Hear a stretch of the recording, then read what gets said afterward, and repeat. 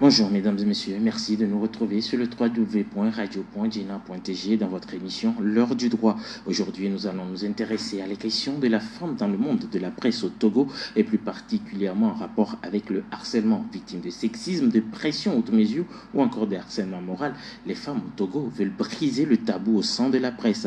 L'association des femmes professionnelles de médias FPM se lance dans cette croisade. Nous recevons sur ce plateau Hélène Martello qui est chargée à la mobilisation de l'Association des femmes professionnelles des médias du Togo, AFPM Togo. Hélène, bonjour. Bonjour, c'est comment? Ça va et chez vous? Ça va. Merci d'avoir accepté notre invitation. Je vous en prie. Avec nous sur ce plateau également, Farida Ouro Adoyi.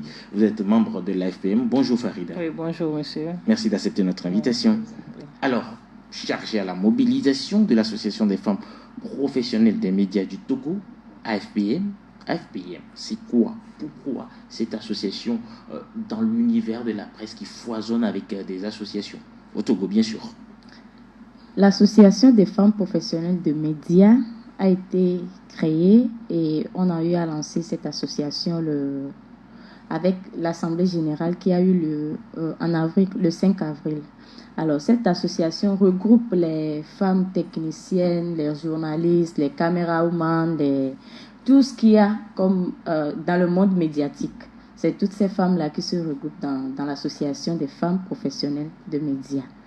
Alors, on a constaté qu'il y a des femmes qui travaillent dans les médias, mais qu'on ne voit pas. Elles sont entre griffes dans l'ombre. On veut faire la lumière sur ces femmes-là pour dire quelles autres aussi existent. Il n'y a pas que ce qu'on voit dans les animations, ce qu'on voit à la télé présenter le journal. Non, il y en a qui font les travaux en amont. C'est sur ces femmes-là, on veut mettre une lumière là-dessus. Comme peut-être Farida Ourouadoui, membre de l'AFPM, vous trouvez que l'AFPM répond peut-être à vos attentes en ce qui concerne la mise en lumière et la mise en valeur de la femme dans les médias au Togo? Oui, je pense que l'association, bien sûr qu'elle soit une nouvelle association, puisqu'elle vient d'être créée, elle fait déjà des efforts pour mettre en lumière le travail qu'abattent les femmes dans les médias, celles qui sont derrière les caméras, celles qui sont derrière les micros à la radio et autres, faire une lumière sur elles. Et je crois que pour un début, c'est déjà un bon boulot. Étant membre, puisque je viens juste adhérer à l'association, Je me dis que le travail commence déjà bien et que l'avenir sera prometteur. Alors, Hélène, plusieurs activités sont au menu de l'AFPM. La plus récente, ou bien celle qui arrive forcément, c'est ce vendredi 28 juillet à partir de 14h30, la conférence débat autour d'un thème qui nous réunit justement sur ce plateau. C'est la question du harcèlement dans la presse. Vous estimez que vous êtes harcelées, vous les femmes, dans la presse togolaise? Oui. Et comment se manifeste cet harcèlement? Alors, il y a plusieurs formes d'harcèlement. Et il y a l'harcèlement sexuel et l'harcèlement moral. On en subit. Pas qu'on ne le crie pas, mais ça existe. Parce que tu vas voir des consoeurs dans le monde médiatique et quelques mois, quelques années après, on ne les retrouve plus. Tu vas lui demander, mais pourquoi je ne te vois plus sur le terrain, il y a quoi?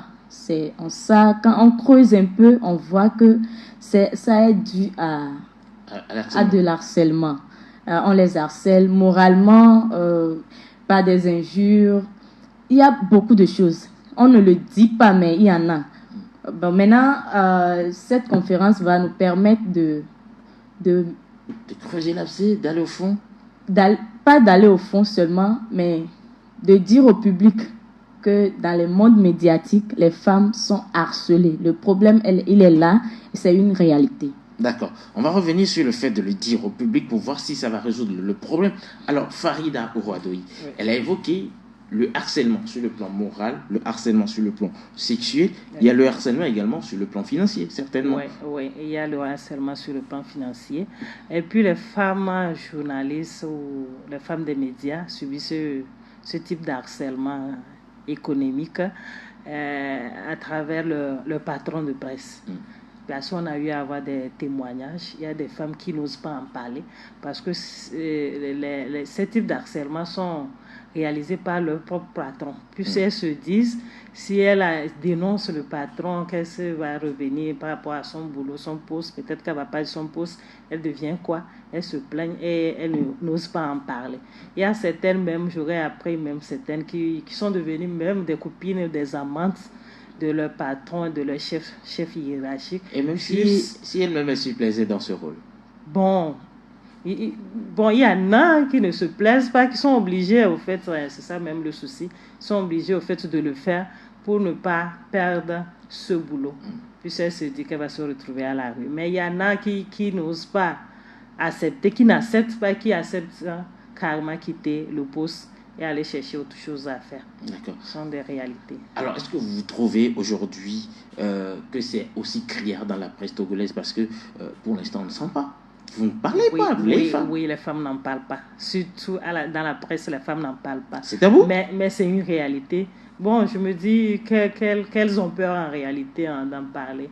Les victimes ont peur. Mais c'est une réalité parce que nous avons des preuves pas possibles. Sur certains médias, lorsque tu n'acceptes pas les avances de ton chef hiérarchique, surtout le chef reportage, ne sois pas certaine que tu vas aller en reportage.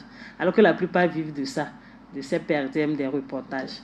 Et donc, elles sont là, elles n'acceptent pas, donc elle est là, elle ne sort pas en réalité, elle ne va pas sur le terrain parce qu'elle n'a pas accepté les avances de son chef. Alors, Hélène Martello, vous qui êtes au niveau du bureau exécutif de l'AFPM, aujourd'hui, est-ce que vous avez fait l'état de lieu de ce harcèlement en milieu médiatique au Togo? Bien sûr. Bien sûr. Et dans ce cas, vous avez évoqué le harcèlement moral, sexuel et autres. Lequel prédomine? Lequel de ces harcèlements prédomine dans la presse togolaise? Ça commence par l'harcèlement sexuel. Et quand tu refuses, là, ce sont des injures, on te classe, tu n'es plus fréquentable. Des humiliations. Des humiliations. Tout ça, là, ça fait que même si ton rêve, c'est devenu un grand journaliste, un grand reporter, tu seras obligé de se ranger de ton côté. Ça fait que, bon, tu n'as plus du tout envie, tu ne te sens pas à l'aise dans le travail. Tu viens sur ton lieu de travail, tu vas dire, il va encore venir maintenant, c'est avec... Tout ça, là, ça donne de la frustration. Et ce harcèlement, quand vous le dites, est-ce que ça vient uniquement des confrères, journalistes, ou alors il y a des partenaires, des personnalités publiques, ou même le public à qui vous voulez parler, qui est aussi source de ce harcèlement? Bien sûr, ça vient de tout ce monde-là. Pas forcément des patrons. Il y a aussi des gens chez qui on va pour les interviewer. Le grand public. Bon, je ne sais pas, il y a des mecs, ils voient des femmes journalistes, tu vas en reportage, ils te voient. Bon, je ne sais pas ce qu'ils s'imaginent dans leur tête, que les journalistes femmes sont des extraordinaires, on ne sait pas, mais ils ont cette envie-là de... Bon, c'est désolant. D'être avec une femme journaliste. D'accord. Vous êtes bien sûr sur le www.radio.dna.tg dans l'émission L'heure du droit. Alors, Farida, dites-nous aujourd'hui, en plus d'être difficile de percer dans le monde de la presse pour une femme, quand on associe ce harcèlement, comment est-ce que vous qui êtes resté, vous arrivez à vous en sortir? Bon, premièrement, moi je peux dire que la femme même, elle est réservée, elle n'ose pas exceller dans la presse. La remarque que moi j'ai faite, sauf quelques-unes qui font déjà l'effort de le faire, qui osent briser ces difficultés ou bien passer par ces difficultés, arriver là où elles sont actuellement. Et puis il y a certaines, avec l'harcèlement sexuel surtout, elles sont là, elles ne voulaient pas. Elles ne voulaient pas, elles ne veulent rien faire en réalité. C'est un frein à leur développement. Elles sont là, stagnées à leur place. C'est-à-dire la plupart sont des titulaires et des fonctionnaires qui sont bien payés, rémunérés. Bon, elle se plaît là-bas et puis elle est là. Elle prend sa fin du mois et puis elle est tranquille, quoi. Ouais. Voilà. Alors, Hélène, conférence débat pour le grand public, d'abord, vous avez dit, mais pourquoi en parler au grand public si on ne peut pas en parler entre nos confrères? Bon. Peut-être pour résoudre un peu plus facilement les choses. Entre confrères, bon, c'est aussi une bonne idée, mais on pense que quand on va au-delà de notre monde médiatique, parce que le harcèlement n'existe pas seulement que dans le monde médiatique. Ça existe aussi dans d'autres professions. Et on a invité les organisations de la société civile, les institutions du gouvernement, tout le monde. Ensemble, on va essayer de trouver des solutions pour éviter ce genre de choses, et en même temps les aînés qui sont dans le domaine. On va entendre d'elles qu'elles nous disent comment est-ce qu'elles ont pu résister à ça ou surmonter pour pouvoir arriver. On va pas passer par 4 chemins. Vous-même, vous êtes femme, vous voulez dénoncer le harcèlement dans le milieu. Hélène Martello, oui. Avez-vous été victime, vous, de harcèlement, que ce soit sexuel, moral ou financier, depuis que vous avez mis pied dans la presse? Cette question... oui, c'est une question. Bon, je préfère réserver ça pour le vendredi, parce qu'il y aura des témoignages qui seront lus au cours de la séance débat. Mais ça va rester totalement anonyme? Oui, anonyme. Mais pourquoi? Parce qu'on protège aussi la victime.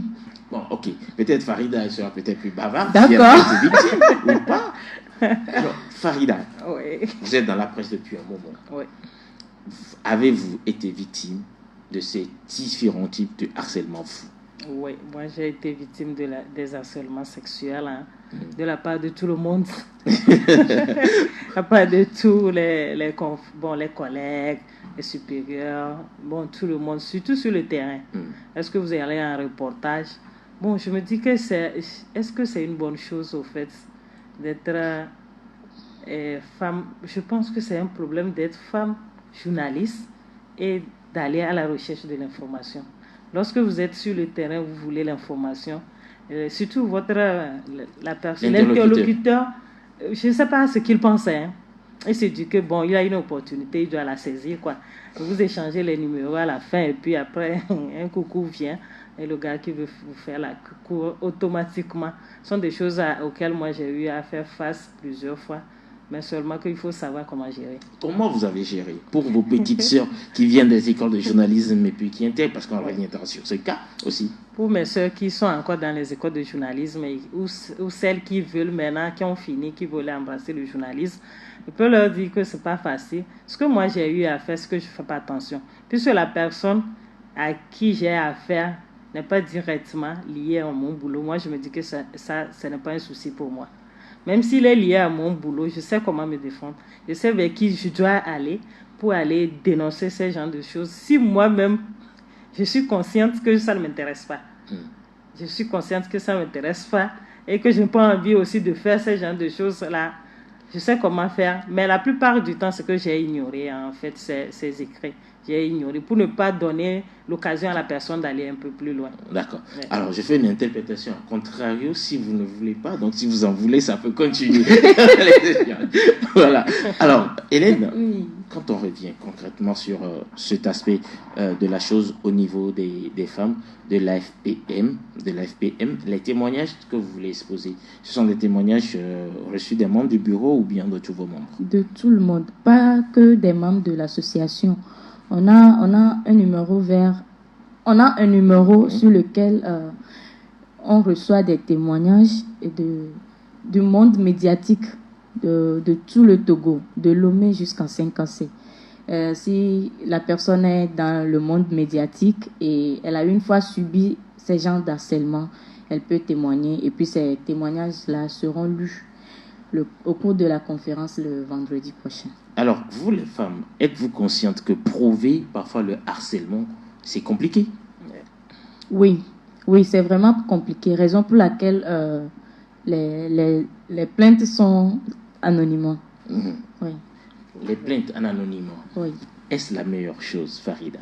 Bon, je pense oui. Si la victime on veut protéger la victime, il faut que les plaintes soient anonymes. Il ne faut pas dévoiler le nom. On espère que vous n'allez pas citer aussi les noms de Elie ou bien de Marius là-dedans. Non, pas du tout. Les auteurs aussi ne seront pas cités, juste les plaintes anonymes. C'est pourquoi même on invite les parlementaires à cette conférence de débat Mhm. pour qu'ensemble on puisse trouver des solutions. Pourquoi pas créer des lois qui puissent nous protéger, en réalité, protéger les femmes des médias contre le harcèlement. Les femmes des médias ne sont pas si exceptionnelles. Il y a des lois déjà qui protègent. On ne va pas faire pour vous quand même. Oui, mais il y a des lois, il y a déjà des applications de ces lois. Justement, d'où ma question, l'application de ces lois contre le harcèlement, ça commence à partir des commissariats, de la gendarmerie. Oui. Avez-vous pensé à intégrer aussi le ministère de la Sécurité et celui de la Justice dans vos invités? Je pense que pas directement le ministère de la sécurité. On a pensé au ministère de tutelle, notre ministère tutelle qui est le ministère de la communication. Oui, je pense que avant d'en arriver au ministère de la sécurité, on doit d'abord passer par notre ministère tutelle et on suppose que normalement on ne devait pas aller jusque là si la victime et le fautif, on trouve un terrain d'entente. Un terrain d'entente, vraiment. On ne souhaite pas aller jusqu'au ministère de la Sécurité. Alors, on n'en souhaite pas. D'accord. Sur l'état de lieu de vous, les femmes de l'AFPM, je me concentre sur vous. Je suppose que vous n'avez pas encore embrassé toutes les femmes qui sont dans le média. Elles ne sont pas encore arrivées à vous, je suppose. Non. Le travail, il est encore long. Oui. D'accord. Ok.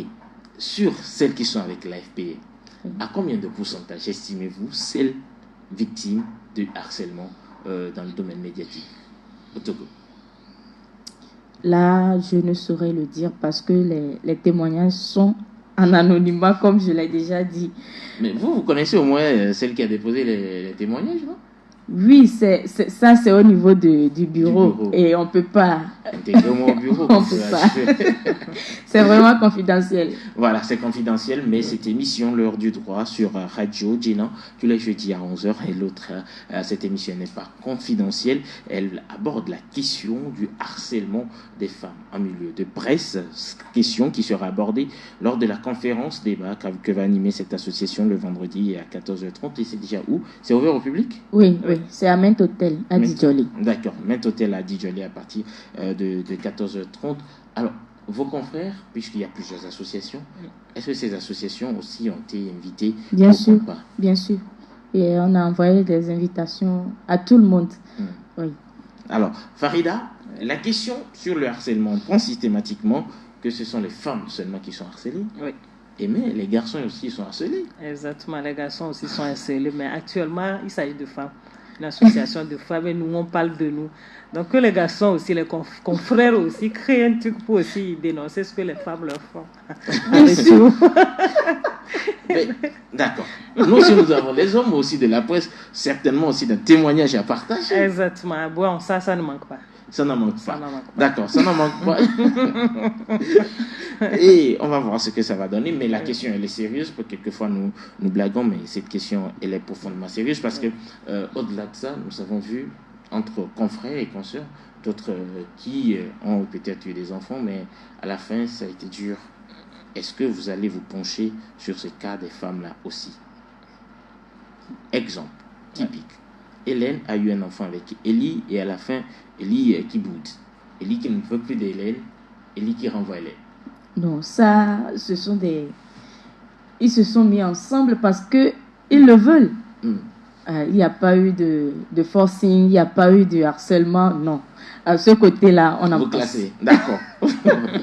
Parce que ce n'est pas du tout chose aisée quand même d'être là.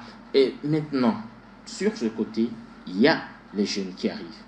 Les jeunes des écoles, j'avais posé cette question à Farida, qui arrivent dans le domaine de la presse, qui ont besoin d'être conseillés, d'être pris en charge. Déjà, est-ce que vous envisagez au niveau de l'AFPM de pouvoir mener des actions envers ces jeunes filles? Bon, il y a déjà, pour la conférence, on a invité les étudiants journalistes. Oui, pour les mettre au courant de la réalité du terrain en même temps. Il faut qu'elles sachent que ce n'est pas du tout aisé,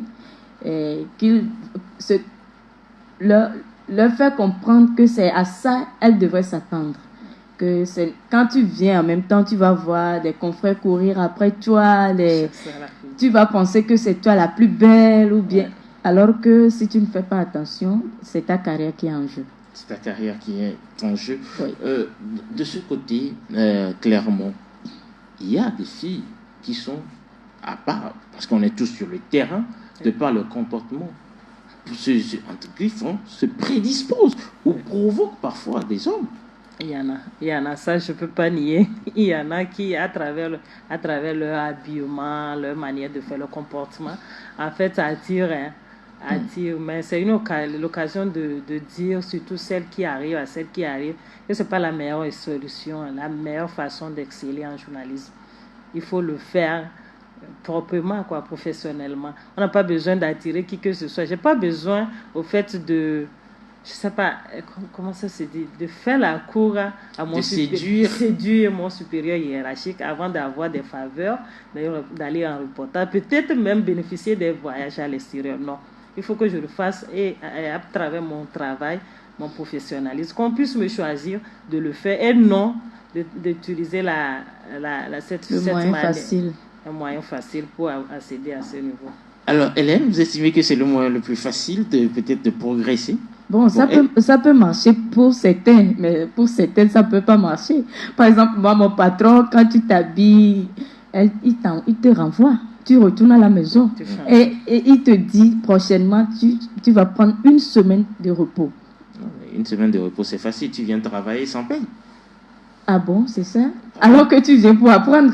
Oui, mais c'est comme à la radio, je vous sanctionne de ne pas faire votre émission pendant une semaine, c'est trop facile. Ouais. Vous venez, vous travaillez quand même. Mais on ne vous paie pas. C'est la meilleure. En tout cas, pour éviter... Bon, je pense que cette manière de le faire, peut-être, tu t'habilles comme ça, tu viens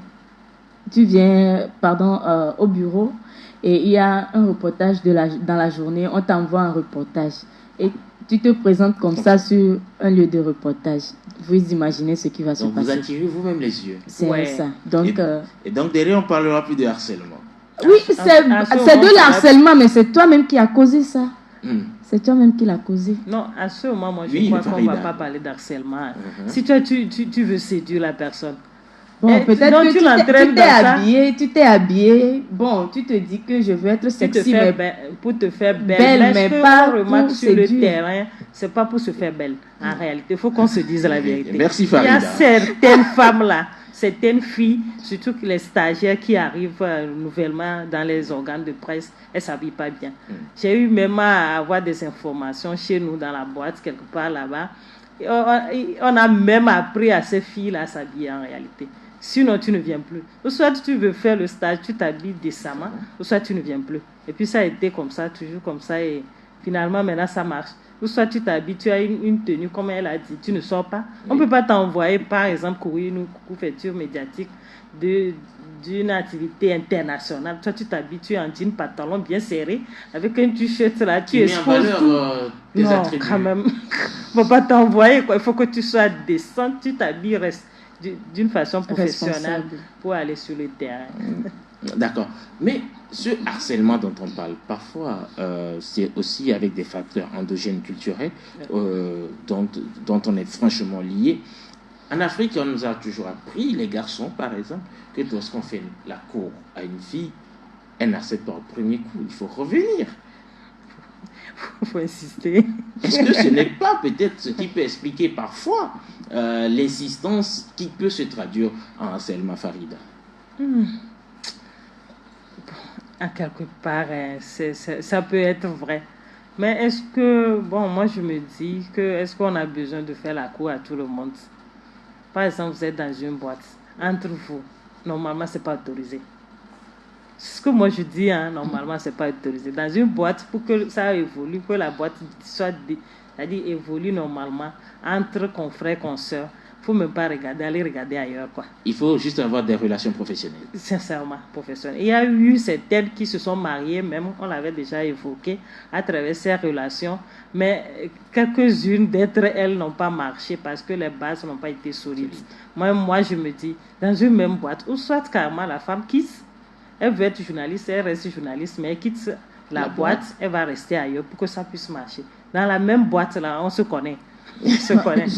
Oui, Hélène Martello. Je me dis, Oui. normalement, on est de grandes personnes. Ouais.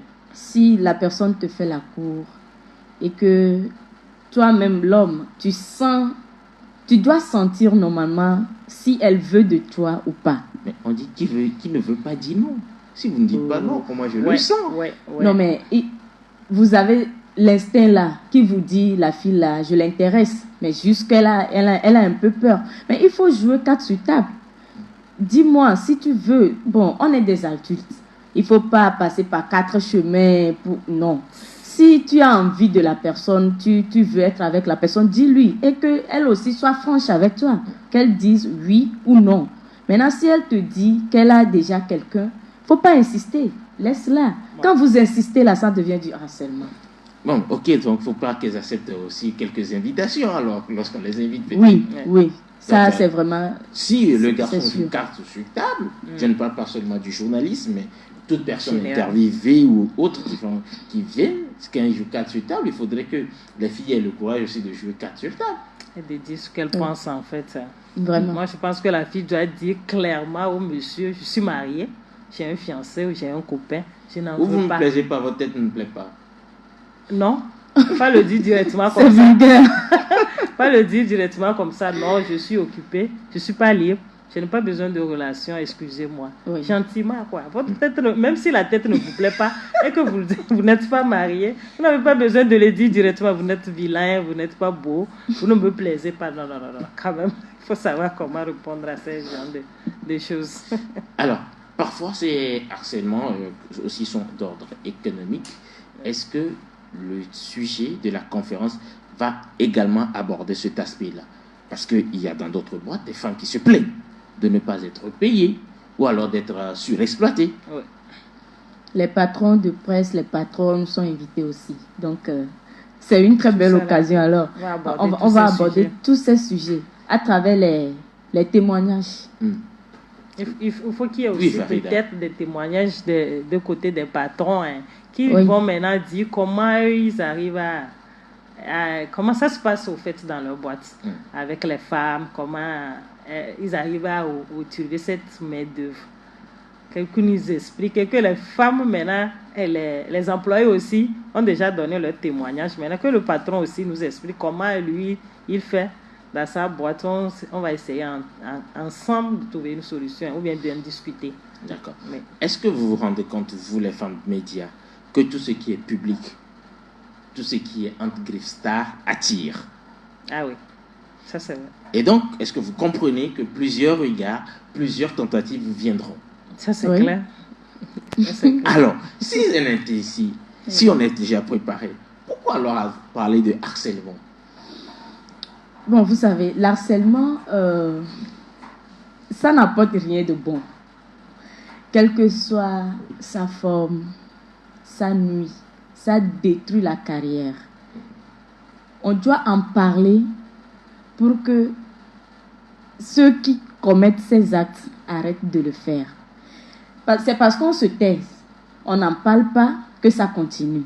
Maintenant, si ils se rendent compte que maintenant là, elle se prononce, elle en parle, de peur que son nom sorte quelque part, il va cesser. Si lui cesse, l'autre aussi va cesser. Et si l'autre cesse, eux tous, ils vont cesser. Alors, il faut qu'on en parle. Moi, pour ajouter, je vais dire, c'est pas parce qu'on est sur les médias, c'est pas parce que je suis à la télé, je passe un journal, je suis journaliste, je fais le journal et automatiquement, tu dois te dire que tu dois me faire la cour. C'est pas parce que je suis exposée qu'automatiquement tout le monde doit me déranger. Au fait, il faut que la femme même faire comprendre, elle doit faire comprendre aux gens qu'en réalité, je suis une femme publique, mais ce n'est pas que je suis publique et tout le monde doit aussi prendre quoi. Voilà, elle est publique, mais elle est responsable. Elle doit être responsable. D'accord. Oui. Alors, Hélène Martello, au-delà de tout ce qui vous attend sur cette conférence de presse, véritablement, quelles sont les attentes de l'AFPM au sortir de ce vendredi? Je ne sais pas quelle heure ça finira tout de même. Vraiment, on espère qu'avec cette conférence débat, avec les témoignages, les institutions gouvernementales, les associations de presse, les associations de presse, tout ça là, après avoir entendu nos plaintes, qu'ils nous proposent des apports de solutions, qu'ils nous disent comment faire pour que le monde médiatique évolue sans le harcèlement. On veut mettre de côté, on veut briser tout ce qui est harcèlement pour qu'on avance. Donc vous pensez que c'est vous qui allez transformer la société du jour au lendemain, les femmes, dans le domaine de la presse? Mais pourquoi pas? Moi, je me dis qu'avec cette conférence de presse, au fait, c'est pour faire savoir aux femmes, celles qui ont encore peur, parce qu'elles sont harcelées, elles n'osent pas en parler, elles sont cachées, parce qu'elles ont peur de dénoncer ces personnes, de ne pas avoir peur que l'association est là. On va les écouter, on va les soutenir, on va les diriger vers les institutions appropriées pour qu'elles puissent, sortir de cette peur et évoluer au sein de leurs organes. Farida, vous pensez que c'est la peur ou c'est la honte d'en parler qui pose problème? On a honte et puis on a peur. Mais la peur l'emporte. La peur l'emporte. Elles ont peur. Surtout les femmes. On n'a pas de preuves pour pouvoir on a peur. Puis moi, je me dis que c'est qu'elles-mêmes, elles ne veulent pas avoir de preuves. Parce qu'il y en a plein maintenant. Avec les smartphones. Je crois que tu peux enregistrer. Vite fait, même si c'est un appel, tu peux l'enregistrer. Il t'appelle dans son bureau. Il essaie de te toucher. Tu lances, c'est pas pour donner des trucs publiquement, même moi, ce que j'aurais fait, je lance même l'enregistrement avant de rentrer dans ton bureau. Tout ce que tu dis, le portable est caché, j'enregistre tout. Sauf que vous ne devez pas l'exploiter quelque part. Non, je ne vais pas l'exploiter, puisque c'est tellement qu'il y a déjà le harcèlement que je n'ose pas en parler. Oui. Donc je cherche des preuves pour pouvoir t'affronter, quoi. D'accord. Bon, merci de nous le dire. Nous aussi, on ne sait pas comment. Les autres aussi sauront comment vous aborder les hommes par rapport à cette question du harcèlement dans la presse togolaise. Je rappelle que c'est l'émission L'heure du droit. Nous sommes avec les femmes de l'association des femmes professionnelles des médias du Togo, AFPM, qui va aborder la question du harcèlement sur ce thème le vendredi 14h30. Tout le public est invité pour pouvoir leur poser aussi des questions forcément qui seront plus dérangeantes les unes les autres que les témoignages qu'elles vont nous donner certainement, parce que la plupart pensent que écoutez, c'est du n'importe quoi ce que ces femmes veulent dire, c'est parce qu'elles en ont assez, elles ont du temps. Hélène. Oui, c'est pas parce qu'on a le temps. Hein. Le temps, là, on peut en faire autre chose. Mais c'est parce que là, c'est une réalité et on ne peut pas contourner. D'accord. Voilà, c'est une réalité qu'on ne peut pas contourner. Quelles sont les autres activités en dehors de ceci? Quelles sont les échéances, les projections de l'AFPM, disons, sur la fin de l'année, parce qu'on est déjà dans le deuxième semestre? Est-ce qu'en dehors de cette activité, l'AFPM programme autre chose? Bon, on a beaucoup d'activités en vue qu'on ne peut pas dévoiler maintenant parce que ce sont des poids lourds. On préfère garder ça pour nous et on vous surprendra. Mais après l'activité de vendredi, on va encore faire le tour de médias pour faire le point et les perspectives à venir. D'accord. Alors, Farida Ouro Adoyi, d'accord. L'AFPM, vous avez dit, ça répond légèrement à vos attentes déjà. Quelles sont, vous êtes membre, vous n'êtes pas membre du bureau ici. Maintenant, vous pouvez leur dire quelles sont les attentes. Vous pouvez nous dire, vous, quelles sont les attentes de vous, les femmes, envers celle-là qui vous dirige. Bon, envers l'association, c'est vrai que c'est déjà dit. Hein. Moi, par exemple, personnellement, je veux qu'on me forme sur plusieurs sujets. Nous voulons des formations. À part les formations... les formations, quoi. Parce que sans ça, on ne peut pas évoluer. À part les formations, aussi des actions concrètes sur le terrain, à attirer l'attention des femmes qui hésitent à intégrer l'association, à venir pour qu'ensemble, on puisse évoluer. Alors, souvent dans la culture africaine, on dit là où il y a femme, il y a problème. Hélène Martello, Oui. comment est-ce que vous allez gérer tous les caprices de femmes réunies dans une association? Bon, si les objectifs se diffèrent, là, il y a problème. Mais quand on poursuit ensemble un même objectif, je pense qu'il n'y aura pas de problème. Oui, là où il y a les femmes, il y a caprice. Il y a caprice. Mais je pense que on peut laisser de côté nos caprices pour faire face à ce qui nous réunit réellement. Parce qu'elle a parlé tout à l'heure de la formation. Oui, on en a déjà démarré. On a démarré la discussion. On va se former entre nous. Moi, par exemple, je suis faible en telle chose. Farida, elle autre, c'est son point fort. Peut-être en écriture web. Et que Farida ne l'est pas. C'est ça. Là, on va se compléter. On va se compléter. C'est ce qui a été dit et c'est ce qui sera fait d'ailleurs. Donc, on va mettre de côté nos caprices et faire valoir nos talents pour faire briller l'association. Pas briller seul, briller ensemble. Voilà. Et justement, chez nous, les hommes dans la presse, on pense aussi qu'en vous mettant de côté un client, vous faites de la discrimination envers nous. Vous ne nous associez pas. Hélène?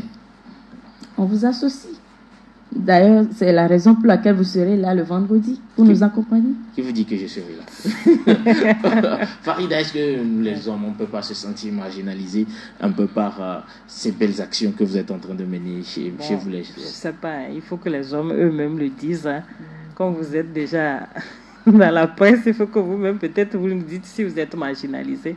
Mais ici, je crois que c'est parce qu'il y a un problème au fait au sein de la presse avec les femmes que nous avons créé cette association. C'est pour notre bien en réalité. Les hommes, eux, ils évoluent toujours. Hein, et c'est nous souvent qui traînons.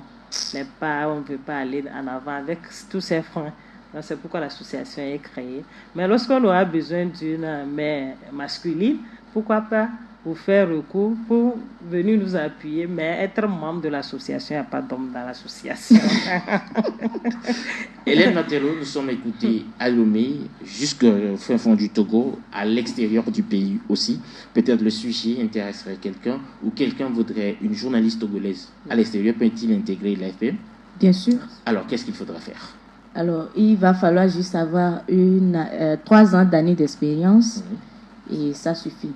La personne peut nous écrire sur le 90 49 27 88 96 03 96 70 ou notre mail qui est femmediatogo@gmail.com. femmediatogo@gmail.com ou plus 228 90 49 27 88 ou encore le plus 228 96 03 96 70. Voilà les numéros de l'AFPM pour pouvoir y intégrer ou alors faire vos suggestions, vos propositions et surtout pour aider. Bon, je fais votre promotion pour aider, pour apporter beaucoup plus d'expérience, de moyens à ces femmes. Donc en tant que pasteur, vous me ramenez la dîme. Voilà. Merci à vous, Hélène Martello, d'avoir accepté notre invitation. Et quel sera votre mot de la fin en vue de ce programme tenu par la FPM? Alors, je dirais le harcèlement au travail, quelle que soit sa forme, peut avoir des conséquences graves pour la santé physique ou morale des victimes, ainsi que pour leur performance professionnelle et leur carrière. Donc, il faut briser le silence et d'en parler. Farida Ouro Adoyi, quel sera votre mot de la fin pour cette émission L'heure du droit? Bon, ce que moi j'ai à dire, c'est d'inviter toutes les femmes, hein, parce qu'il y en a plein au Togo, femmes des médias, les techniciennes, les caméras-woman, les preneurs de son. Il y en a tellement que tous viennent intégrer l'association pour qu'ensemble, comme je l'ai dit, qu'on puisse évoluer et puis impacter la société togolaise. Merci de nous avoir suivis. Rendez-vous avec les femmes professionnelles des médias du Togo le vendredi 28 juillet à partir de 14h30. C'est à l'hôtel Mint, non loin de Djidjolé. Si vous voulez prendre part à cette conférence, c'est très simple. Vous pouvez appeler sur le 90 49 27 88, 90 49 27 88, 96 03 96 70. Ensemble avec nos consoeurs, nous allons dire non au harcèlement, non seulement dans la presse togolaise, mais aussi en milieu social, parce que quoi qu'on dise, nos femmes, nos enfants, nos filles peuvent finir aussi par être harcelées. Je suis Elia Thibault. Je vous donne rendez-vous le jeudi prochain à la même heure pour aborder encore une autre question du droit dans la cité, bien sûr sur le www.radio.gena.tg. Ne zappez surtout pas, restez des nôtres.